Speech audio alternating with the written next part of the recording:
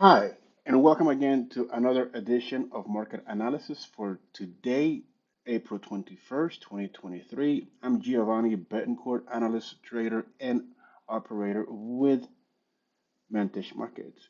Well, jobs, banks, earnings all point to recession. Q, another Fed rate hike. Now, the optimism sparked a week ago by better than expected results from some of U.S. banking's big beasts has faded. The first quarter earnings season now might generally be described as mixed.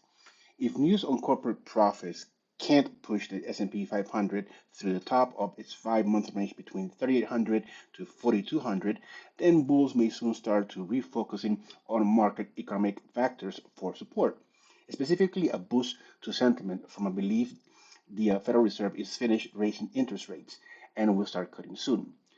Now, more red lights are flashing across the US economy if recession fears were beaten back for a time early this year. This week they came front and center. Now, the Conference Board's leading economic index, which measures US business cycles, dropped unexpectedly sharply to its lowest level since November 2020. It was its 12th consecutive monthly decline, the longest such run since the period from 2007-2009, not the most positive precedent. For those who prefer more concrete measures, look at the labor market, where the latest data show initial jobless claims rising again. It wasn't a big increase, but it's a sign of what is likely to come. Meta CEO Mark Zuckerberg now says the social media company intends to scale back employee growth to just 1 to 2% a year. If tech's most prolific hire is signaling new applicants are less welcome, that's a poor sign for future job seekers. Earnings season isn't exactly lifted the mood. Regional lenders' results were mixed, and bank borrowing from the Federal Reserve increased for the first time in 5 weeks. Even Elon Musk's Tesla earnings call had a gloomy tone, and that was before his rocket blew up. Traders have all but given up hope the Federal Reserve would ride to the rescue by pausing its rate hike cycle. In the last comments before the blackout period, Fed speakers this week only doubled down on the prospects for another increase. And the Fed Watch tool now shows a nearly 85% chance of a 25 basis point hike at the May meeting. Markets have been operating under the shadow of a recession for a long time and still managed to rise. But markets had also expected the Fed to start cutting this year. Now, knowing that the central bank is still working against them as the economy cools, sentiment could sour quickly. So, with that being said, let's take a look at what we have here in front of us. Here's the NASDAQ on a daily chart.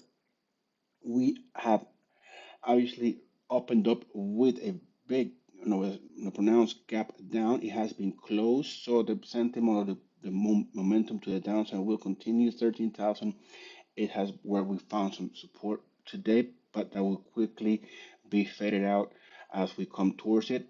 All right, so 12,900 will be my next support on that. So shorting the indices, the S&P as well, even though it had a gap up uh, scenario today. Actually, it opened where it closed yesterday. We could probably just continue to see a push lower in the S&P 500. Then we have the Dow in front of us that is actually looking green right now. It did open with a gap down. It had been closed. So let's see if 34,000 will be a psychological resistance level for the Dow. Then we have crude oil.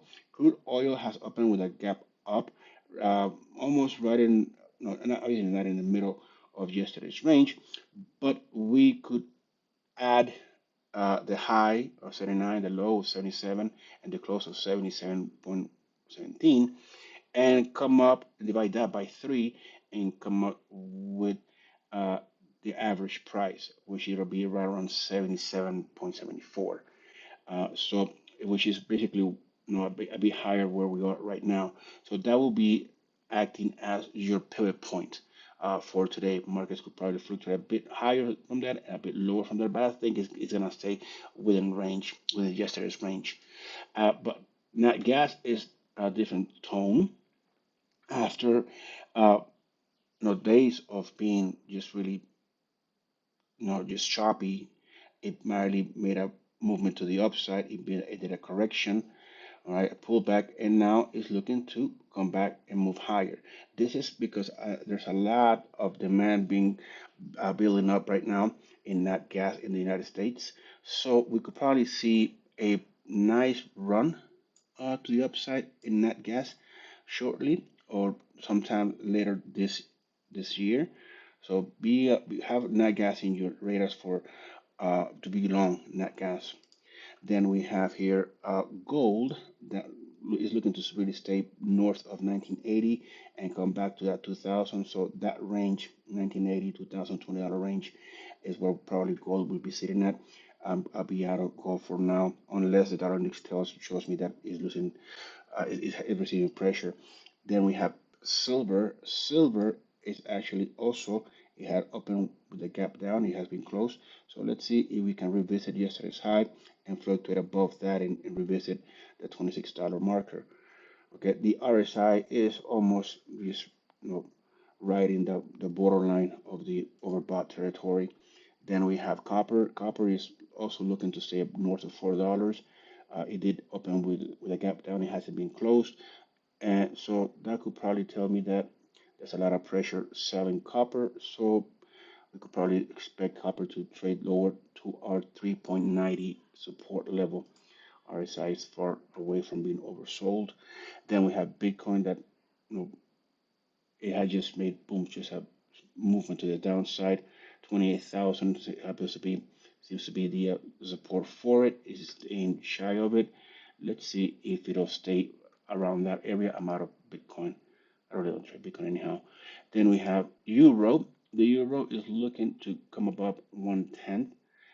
Let's see if that will give it some push if the dollar index fluctuates lower. RSI is far away from being overbought. Then we have the pound that really opened with a gap down.